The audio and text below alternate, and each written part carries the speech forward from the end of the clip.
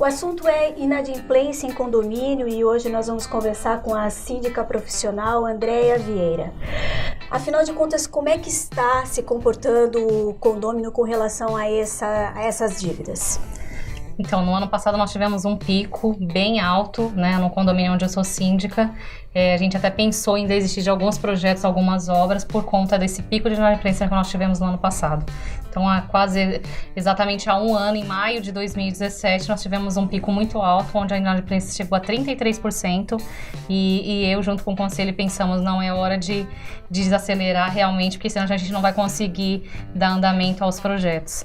Mas a situação foi melhorando aos poucos. No final do ano, isso já é um histórico, acredito que em todos os condomínios, onde no final do ano as pessoas acabam optando em pagar essas dívidas. Então foi melhorando e esse ano a gente tem um cenário um pouco melhor. A gente tem conseguido alguns acordos, as pessoas têm conseguido manter em dia, mas o índice ainda é alto, ainda estamos com uma taxa de 15% de inadimplência. O ideal seria 0, mas como a gente não consegue, vamos tentar equilibrar isso, mas 15% é um número alto. Andréia, por que é que o brasileiro ainda opta por dever o condomínio a outras dívidas, como por exemplo o cartão de crédito? Então, quando mudou a lei em 2009, onde deixou de existir a multa de 20% e passou a ser 2%, é óbvio que todo mundo optou em deixar de pagar o condomínio e pagar a dívida do cartão de crédito, porque a taxa de juros é muito maior, a multa é muito maior. Então, quando eles optam nisso, é uma questão de matemática mesmo. Porque se eles pagam o condomínio, eles vão ficar devendo o cartão de crédito. A taxa do cartão de crédito deve estar em 18%, 20%, eu nem sei quanto está agora. Então, é melhor eles deixarem de pagar o condomínio ainda, protelar mais o condomínio, do que deixar de pagar essas dívidas que são mais altos os juros. Porém, houve uma alteração no Código de Processo Civil que favoreceu o condomínio e trouxe algumas consequências nada boas para os condôminos. Como é que ficou a situação, então, a partir daí?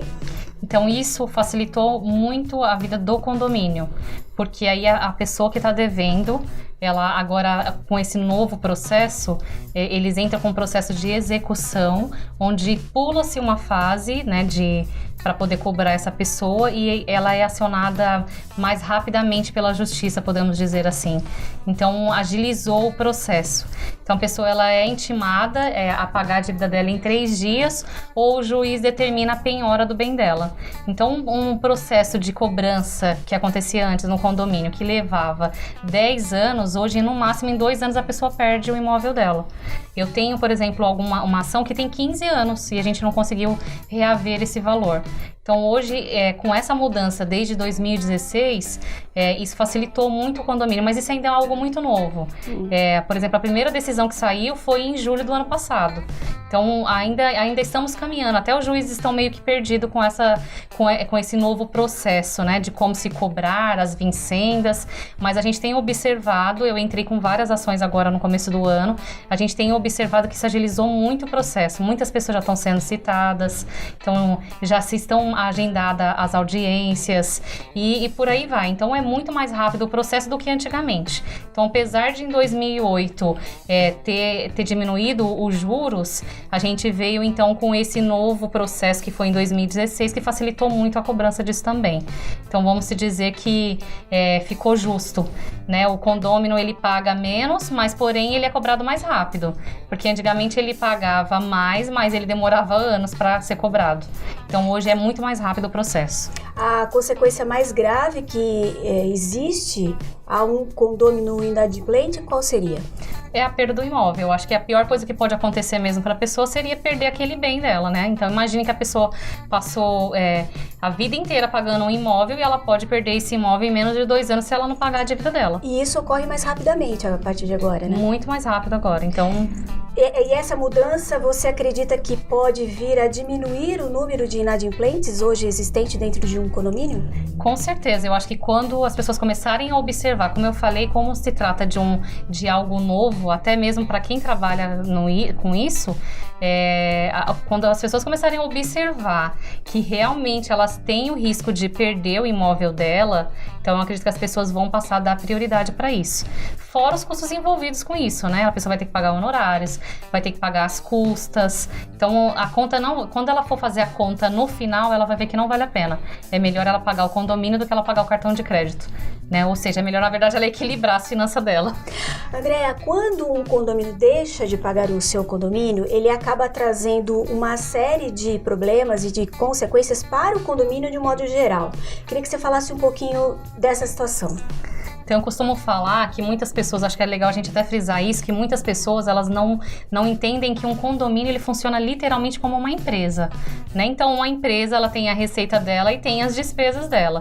Se ela tiver uma receita menor, é óbvio que ela não vai conseguir bancar as despesas dela. É a mesma coisa que acontece no condomínio. No condomínio onde eu sou síndica, a gente trabalha com previsão orçamentária. Então, nós fizemos uma previsão orçamentária no início do ano, onde nós iríamos ter X de despesa, né, com X de arrecadação. Quando a gente deixa de arrecadar esse valor, a gente não consegue manter as despesas que a gente tinha.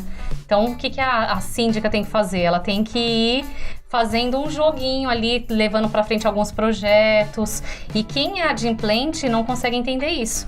Porque estava lá o projeto, chegou no começo do ano e falou, iremos fazer tudo isso. E aí a gente não consegue fazer tudo isso naquele ano por conta da inadimplência, que a gente tem que ir equilibrando as despesas com a receita. Nesse sentido, o papel do síndico é fundamental. Sim, é por isso que eu acho que é também importante a gente citar o fato de se ter uma pessoa profissional. Eu fui numa palestra na Enacom no ano passado que falou isso, eu achei super legal, que em vários lugares em outros países, o síndico profissional ele é muito bem visto. Por quê? A pessoa precisa entender o que significa uma receita e uma despesa. Não dá para ser uma senhora que não entende o que é uma empresa, que não sabe como equilibrar isso. Então, a gestão de um condomínio, ela é essencial para poder manter as contas em dias. Senão você não consegue pagar fornecedor, não consegue pagar as contas, tem gente que deve imposto, que é uma coisa absurda. Então, realmente tem que ter uma boa gestão, a pessoa tem que ter esse conhecimento. Não dá para ser uma pessoa que só tem boa vontade, porque boa vontade não vai fazer uma boa gestão. Vamos falar um pouquinho do lado do inadimplente. Quando ele deixa de pagar o condomínio, ele acaba ficando impedido de alguns direitos adquiridos dentro do local onde ele vive. Até que ponto isso é permitido e até que ponto acaba sendo um assédio moral? Então, na verdade, alguns condomínios têm optado, por exemplo, com o desligamento da água, impedir que a pessoa utilize algumas áreas comuns, mas existe em muitos casos, muita jurisprudência onde o condômino, na verdade, ele consegue ganhar isso na justiça. Então, legalmente falando, a gente não pode impedir a pessoa de utilizar nenhuma área, mesmo que ela esteja devendo. Isso é um direito dela. Mas alguns condomínios, por exemplo, optam em desligar a água. Então, muitas vezes, isso traz um bom resultado. A inadimplência chega quase a zero, porque a pessoa não vai ficar sem água. Porém, a gente corre um risco dessa pessoa entrar com uma ação contra o condomínio pedindo uma indenização por danos morais por ter ferido o direito dela. Só que quando ela entra, por exemplo, com um mandado de segurança pedindo que liguem a água dela novamente, o custo para fazer isso é alto. R$ 2.500, acho que é a tabela na ordem. Então, ao invés da pessoa fazer esse pedido de mandado de segurança, é melhor ela pagar o condomínio. Mas se a pessoa também quiser, ela pode ir em frente, pedir que o juiz obrigue o condomínio a ligar ou obrigue ele a permitir que utilize a área comum, os espaços comuns, e aí depois ver o que vai fazer. Tudo isso é importante que seja acertado em assembleia, porque o que costumamos dizer é que um condomínio é uma empresa onde nós temos vários acionistas. Então, os acionistas eles precisam decidir quais são os riscos que eles querem correr. A síndica ela não pode tomar essa decisão sozinha. Então, se tiver acordado isso em assembleia, vamos correr esse risco, aí eu acho que vale a pena. Mas isso realmente tem que ser com todos os acionistas, porque aquilo é uma empresa onde cada um vai ter que pagar pelos riscos, Porque se alguém mover essa ação e ganhar, todos vão ter que pagar. Ou seja, vale o bom senso nessa hora. Vale o bom senso. E é muito cultural. Tem que ver o que os condôminos, o que esses acionistas, eles querem, qual é o risco que eles querem correr. Não dá para a síndica decidir isso sozinha. Às vezes a síndica quer correr o risco. Mas e os outros querem correr? Quando vier essa indenização para pagar de danos morais, eles vão querer pagar? Então isso tem que ser muito bem conversado, tem que ser deixado muito bem claro nas assembleias. Para terminar, eu queria saber o seguinte, como é que você vê esse segundo semestre diante de todas essas mudanças que ocorreram com relação as leis de condomínio e de dívidas que aconteceram nos últimos tempos? Eu acho que a economia, de uma maneira geral, eu posso estar sendo muito otimista, né? Mas eu acredito que a economia, de uma maneira geral, tem melhorado, acho que para todo mundo, ou as pessoas têm se adequado. Eu acho que nós vamos ter um ótimo cenário aí no próximo semestre. Já é histórico, já é habitual que no segundo semestre as pessoas equilibram mesmo as suas finanças, né? Então eu acredito que para o próximo semestre aí, principalmente com essa mudança do Código Civil, as pessoas elas consigam equilibrar suas contas e colocar em ordem. E o que a gente tem feito também, que tem dado muito certo agora com essa assessoria de cobrança, é ligar para as pessoas insistentemente, tentando propor um acordo, qual é a melhor forma para poder efetuar o pagamento dessa dívida. Então a gente tem obtido bastante resultados positivos com isso.